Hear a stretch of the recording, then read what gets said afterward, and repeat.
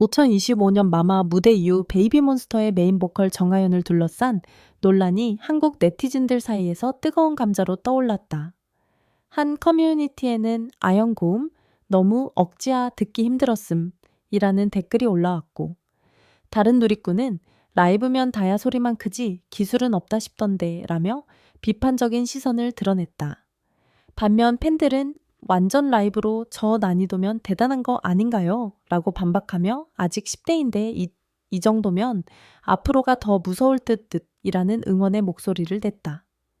이처럼 한 무대를 두고 찬반 양론이 극명하게 갈리면서 전가연이라는 이름은 다시 한번 논쟁의 중심에 섰다.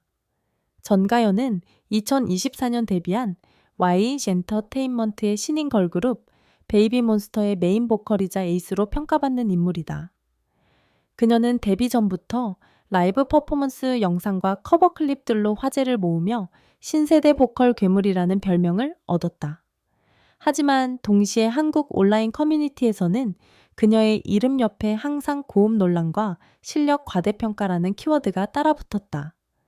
2024년 4월 1일 미니 앨범 베이비몬스 스머와 타이틀곡 쉬쉬로 정식 데뷔한 베이비몬스터는 빠르게 한국 차트 상위권에 진입하며 주목받았고, 전가연은 그룹 내에서 메인 보컬과 서브 래퍼를 겸하는 올라운더로 소개되었다.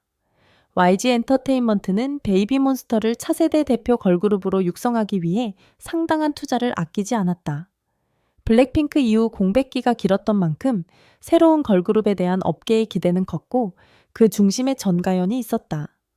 그녀는 연습생 시절부터 탄탄한 가창력으로 주목받았으며 고음 처리 능력과 무대, 장악력에서 두각을 나타냈다. 회사 측은 그녀를 그룹의 핵심 멤버로 내세우며 공격적인 마케팅을 펼쳤고, 이는 대중의 기대치를 자연스럽게 높이는 결과를 낳았다. 특히 그녀는 데뷔 전 건강상의 이유로 잠시 팀에서 이탈했다가 극적으로 복귀한 스토리 때문에 더욱 큰 기대를 받았다. 이 과정에서 팬들의 애정과 관심은 폭발적으로 증가했지만 동시에 그녀가 감당해야 할 압박도 함께 커졌다. 복귀 무대에서 보여준 퍼포먼스는 많은 이들에게 감동을 주었지만 일부에서는 지나치게 감정적인 반응이라며 냉소적인 시선을 보내기도 했다. 이러한 양극화된 반응은 그녀의 모든 활동에 그림자처럼 따라다녔다. 그런 그녀가 2025년 마마 시상식 무대에서 로라 파리타와 함께 선보인 골든 무대는 또 다른 논란의 불씨가 되었다. 골든은 애니메이션 K-팝 데몬 헌터스의 OST로 전체적으로 라이브로 진행되었으며 여러 고난도 고음 구간이 포함된 곡이었다. 원곡 자체가 상당한 성량과 테크닉을 요구하는 곡인데, 마마 버전은 무대 효과를 극대화하기 위해 키를 더 높게 편곡했다. 이는 보컬에게는 극한의 도전이었고, 전가연은 그 중심에서 가장 어려운 파트들을 도맡아 소화해야 했다. 무대가 끝난 직후 소셜미디어와 K-팝 커뮤니티는 찬사와 비난으로 나뉘었고, 일부는 무대가 불타올랐다고 평가한 반면 다른 이들은 귀가 아프다는 반응을 보였다. 특히 해외 팬들 사이에서도 의견이 갈렸는데, 서양 음악 교육을 받은 일부 팬들은 그녀의 벨팅 기법이 성대에 무리를 줄 수 있다며 우려를 표했다. 반면 아시아권 팬들은 이러한 파워풀한 스타일이 K-팝의 매력이라고 옹호했다. 이 무대 이후 한국 네티즌들은 완전히 두 진영으로 갈라졌다. 한쪽은 역시 아연이라며 그녀의 실력을 인정했고, 다른 한쪽은 이래서 과대평가라는 소리를 듣는 거다라며 나를 세웠다. 이러한 논란의 이면에는 여러 복합적인 요소들이 얽혀 있었다. K-팝 산업의 구조적 문제, 소셜미디어의 확산, 그리고 완벽을 요구하는 팬덤 문화가 모두 한데 얽혀 하나의 무대를 둘러싼 거대한 논쟁을 만들어냈다. 안티팬들이 제기한 첫 번째 비판은 그녀의 기술적 측면과 고음 처리 방식에 대한 것이었다. 일부 누리꾼들은 아현 고음 너무 높게 잡아서 그냥 소리 지르는 것 같았다고 지적했고, 골든 자체가 높은 곡인데 이건 그냥 귀가 아플 정도라는 의견도 나왔다. 해외 커뮤니티에서도 고통스럽다, 듣기 불편하다는 댓글들이 달리며 베이비몬스터가 높게 부르는 것과 잘 부르는 것을 혼동하고 있다는 비판이 제기되었다. 보컬 전문가들의 의견도 분분했다. 일부 성악 강사들은 전가현의 고음이 흉성과 두성의 혼합이 제대로 이루어지지 않아 소리가 날카롭게 들린다고 분석했다. 특히 높은 음역대에서 목에 힘이 들어가면서 소리가 압박되는 경향이 있다는 것이다. 이는 장기적으로 성대 건강에도 좋지 않을 뿐만 아니라 청중에게도 긴장감을 준다는 지적이었다. 반면 다른 전문가들은 그녀가 아직 10대임을 감안하면 성대가 완전히 발달하지 않은 상태에서 이 정도 고음을 소화하는 것 자체가 놀라운 일이라고 평가했다. 과거에도 전가연은 벨팅 기법을 자주 사용하고 고음이 밀집된 파트를 소화하면서 논란을 겪은 적이 있었다. 팬들은 이를 보컬 파워라고 불렀지만 안티팬들은 소리를 지른다고 표현했다. 쉬쉬와 라이크댓 활동 당시에도 유사한 논쟁이 있었으나 메이마라는 대형 무대에서 더욱 극대화된 형태로 표출되면서 논란의 규모가 커진 것이다. 일부 커뮤니티에서는 그녀의 과거 무대 영상들을 모아 분석하는 스레드가 생기기도 했고 매 무대마다 고음 처리가 불안정하다는 패턴을 지적하는 목소리도 나왔다. 두 번째 비판은 에이스이자 센터라는 타이틀이 주는 부담에 관한 것이었다. 안티팬들은 YG가 아연을 너무 밀어준다며 센터라고 하니까 기대치가 올라갔는데 라이브가 그만큼은 아니라고 주장했다. 실제로 전가연은 데뷔 전부터 센터이자 에이스로 홍보되었고 이는 대중의 기대치를 높였다. 작은 실수조차 배로 확대되어 비판받는 상황이 지속되었다. 회사의 과도한 푸시가 오히려 멤버에게 독이 되었다는 분석도 나왔다. 이는 K-팝 업계의 오래된 문제이기도 하다. 기획사들은 그룹 내 특정 멤버를 집중 육성하며 센터로 내세우는데 이 과정에서 해당 멤버는 과도한 주목과 함께 극단적인 사랑과 미움을 동시에 받게 된다. 전가연의 경우도 예외는 아니었다. YG는 그녀를 차세대 메인 보컬로 육성하기 위해 많은 리소스를 투입했고 이는 자연스럽게 다른 멤버들의 팬들로부터 불만을 사기도 했다. 그룹 내 파트 배분 논란, 센터 위치 논란 등이 끊임없이 제기되면서 전가연은 원치 않게 논쟁의 중심에 서야 했다. 세 번째로는 원곡과의 비교 문제가 있었다. 일부 누리꾼들은 원곡 보컬이 훨씬 안정적인데 왜 굳이 이렇게까지 키를 올렸냐고 의문을 제기했다. 마마 무대용 편곡이 난이도를 더욱 끌어올렸지만 전가현의 처리 방식이 곡 전체를 긴장감, 넘치게 만들었다는 지적이었다. 감정 전달보다는 기술적 부담이 더 크게 느껴졌다는 것이다. 원곡을 부른 아티스트의 팬들은 커버 버전이 원곡의 감성을 살리지 못했다며 실망감을 표현했고 일부는 전가현의 해석이 곡의 본질을 왜곡했다고까지 비판했다. 음악 평론가들도 이 부분에 대해 의견을 냈다. 한 평론가는 골든이라는 곡이 원래 섬세한 감정 표현을 요구하는 곡인데 지나친 파워 보컬 위주의 편곡이 곡의 정체성을 흐렸다고 평가했다.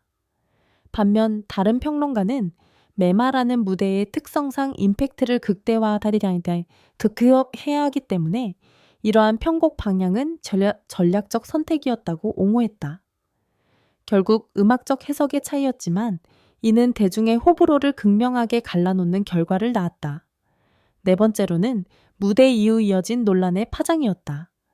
한 남자 아이돌이 전가연의 고음 파트에서 미세하게 표정을 찌푸린 장면이 담긴 리액션 영상이 화제가 되면서 비판의 목소리는 더욱 커졌다.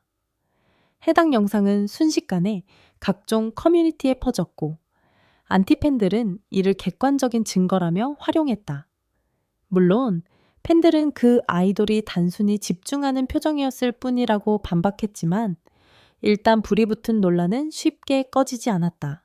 일부 글과 스레드에서는 아연의 보컬 이슈는 한 번이 아니라 계속 반복되고 있다는 분석이 나왔다. 안티팬들에게 전가연은 현재 기술에 비해 지나치게 높은 기대를 받는 상징이 되었고 베이비몬스터 관련 기사가 나올 때마다 왜 아직도 고음 컨셉이야 이래서 과대평가 소리 듣는 거다라는 댓글들이 반복적으로 등장했다.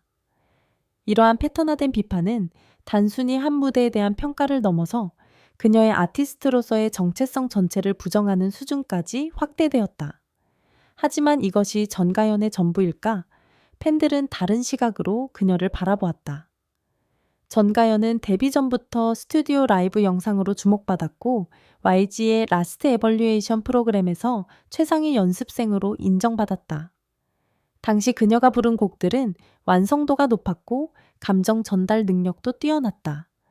특히 발라드 장르에서 보여준 섬세한 표현력은 많은 이들에게 깊은 인상을 남겼다. 복귀 이후에도 쉬쉬와 라이크 댓에서 어려운 파트를 소화했으며 헬로 몬스터 몬터스 콘서트와 월드 투어에서도 꾸준한 퍼포먼스를 보여주었다. 팬들은 많은 사람들이 마마의 짧은 실수 장면만 보고 전체 커리어를 평가하며 이전의 수많은 성공적인 라이브 무대들은 무시한다고 반박했다. 실제로 베이비몬스터의 일본 투어에서 전가연은 안정적인 라이브를 선보였고 현지 팬들로부터 호평을 받았다. 일부 콘서트 영상에서는 마마 무대와는 달리 여유 있고 감정이 풍부한 보컬을 들려주기도 했다. 이는 그녀가 기술적으로 부족한 것이 아니라 특정 무대의 조건과 컨디션에 따라 퍼포먼스가 달라질 수 있음을 보여주는 사례였다. 또한 팬들은 전가연이 2007년생으로 아직 10대라는 점을 강조했다. 예매매는 아시아에서 가장 부담스러운 무대 중 하나이며 완전한 라이브에 고음이 많은 곡을 부를 경우 당일 컨디션에 따라 흔들릴 수밖에 없다는 것이다. 100% 라이브로 도전하는 용기 자체를 높이 평가해야 한다는 주장이었다. 최근 K-팝 업계에서는 립싱크 논란이 끊이지 않는 상황에서 전가연과 베이비몬스터가 라이브를 고집하는 것은 오히려 칭찬받아야 할 부분이라는 의견도 많았다.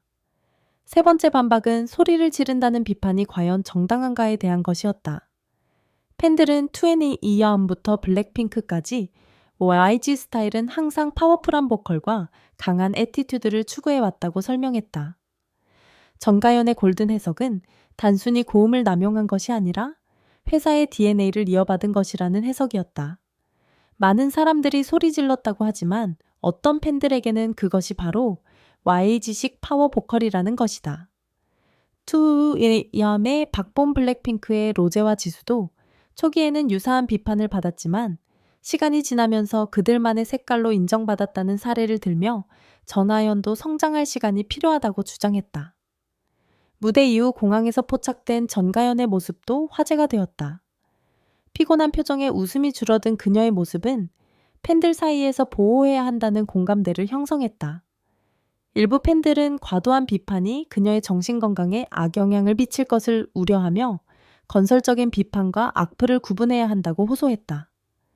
실수는 있었지만 이 정도면 앞으로 더 성장할 여지가 크다는 의견도 많았다.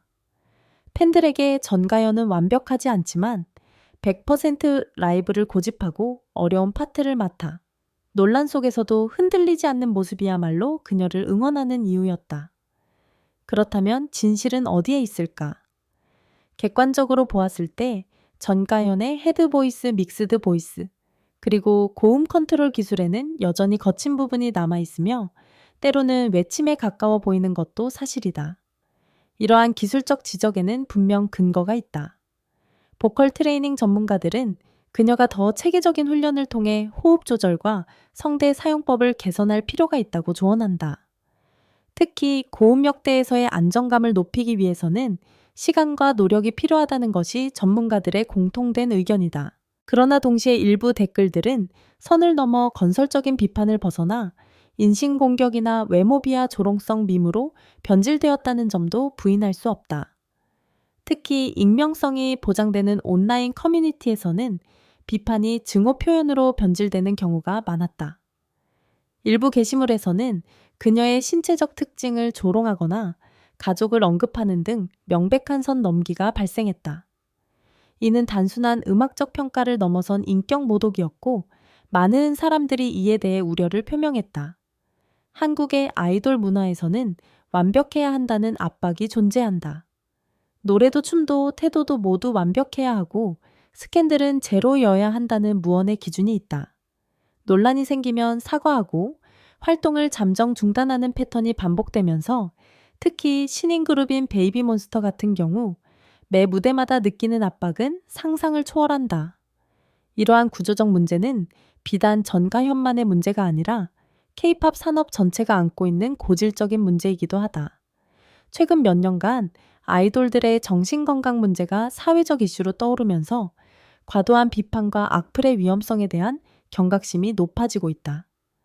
일부 심리학자들은 특히 10대와 20대 초반의 젊은 아티스트들이 대중의 평가에 매우 민감하며 부정적인 댓글이 장기적으로 자존감과 정체성 형성에 악영향을 미칠 수 있다고 경고한다. 정가현의 경우도 예외는 아니다. 그녀가 논란 이후 보여준 지친 모습은 단순히 육체적 피로를 넘어서 정신적 부담감을 시사하는 것일 수 있다. 아무리 재능 있는 아이돌이라도 완벽할 수는 없으며 10대인 전가연 역시 수백만 관객 앞에서 자신의 목소리를 통제하는 법을 배워가는 과정에 있을 뿐이다.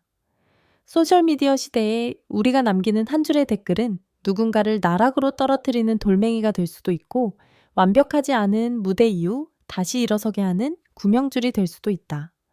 전가연과 베이비몬스터를 둘러싼 이번 논란은 단순히 한 무대의 완성도를 넘어서 우리가 젊은 아티스트들을 어떻게 바라보고 평가해야 하는지에 대한 질문을 던진다. K-팝의 글로벌화가 가속화되면서 다양한 문화권의 팬들이 각자의 기준으로 아티스트를 평가하게 되었다. 이는 때로는 풍성한 담론을 만들어내기도 하지만 문화적 맥락의 차이로 인한 오해와 충돌을 낳기도 한다. 전가연을 둘러싼 논란도 이러한 맥락에서 이해할 필요가 있다. 어떤 문화권에서는 파워풀한 보컬이 감동으로 받아들여지지만 다른 문화권에서는 과도한 것으로 여겨질 수 있다. 이러한 차이를 인정하고 존중하는 것이 건강한 팬덤 문화를 만드는 첫걸음이 될 것이다. 골든 무대 이후 양측의 이야기를 들은 여러분은 어느 편에 서 있는가? 전가연과 베이비몬스터를 계속 응원할 것인가? 아니면 이번 무대를 계기로 팬덤을 떠날 것인가? 각자의 입장과 그 이유를 댓글로 남겨주기 바란다. 팀팬팀, 안티팬팀 중립 중 하나를 선택하고 짧은 이유를 덧붙여 달라. 가장 예리한 분석을 담은 댓글은 영상 상단에 고정하겠다. 만약 여러분이 논란의 중심에 선 다른 아이돌들에 대한 케인의 법정 시리즈를 원한다면 아래에 이름을 남겨달라. 채널 구독과 알림 설정을 잊지 말고 다음 영상에서 다시 만나자.